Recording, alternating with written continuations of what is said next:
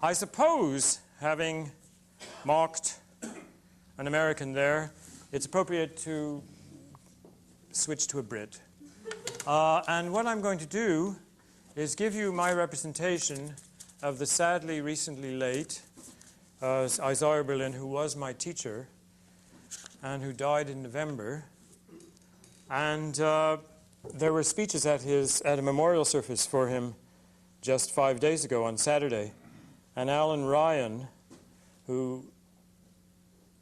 No, it wasn't. Oh, I beg your pardon. Someone was... No. Alan Ryan wrote an article about him, a kind of obituary article appreciation, saying that he couldn't be called inimitable because everybody imitated him, which they did. And the reason why Berlin was so widely imitated, I'm sure there's some people here who are old enough to have seen him, whether they actually saw him or not, is because he had this most extraordinary lecturing style. And here is my attempt to reproduce it for those of you who didn't have the opportunity to see it in the original.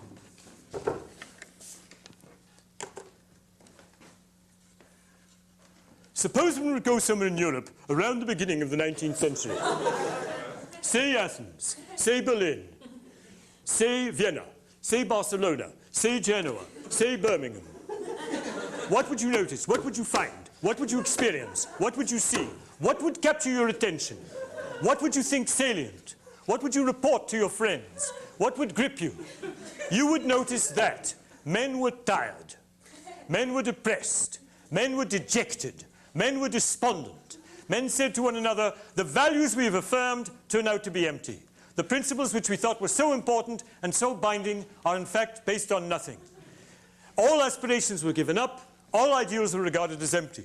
This is what you would hear in Barcelona, this is what you would hear in Berlin, this is what you would hear in Oslo. If you went to Copenhagen, nobody would be talking about anything else. If you were in Paris, women would call to women in the Luxembourg Gardens, and quietly, so as not to make matters worse, women would say that men are tired, dejected, despondent, depressed.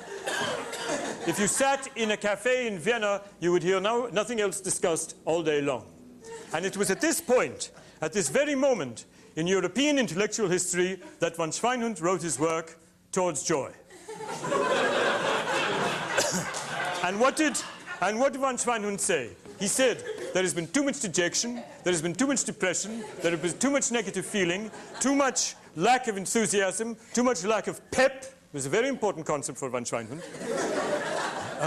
There must be some degree of affirmation, some degree of joy, some degree of happiness. Europe is ripe for happiness.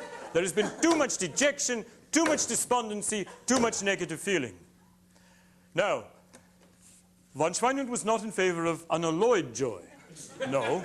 He thereby distinguished himself from von Turpowitz, who had written 10 years earlier a work called Towards Unalloyed Joy. No. Von Schweinhund was in favor of joy properly balanced, taking into account the negative aspect of life, joy tempered, balanced, properly in proper measure. And how was it received? What was its impact? How was it, what did other people think about it? It was ignored. For Chateaubriand, it did not exist. Stendhal never mentioned it.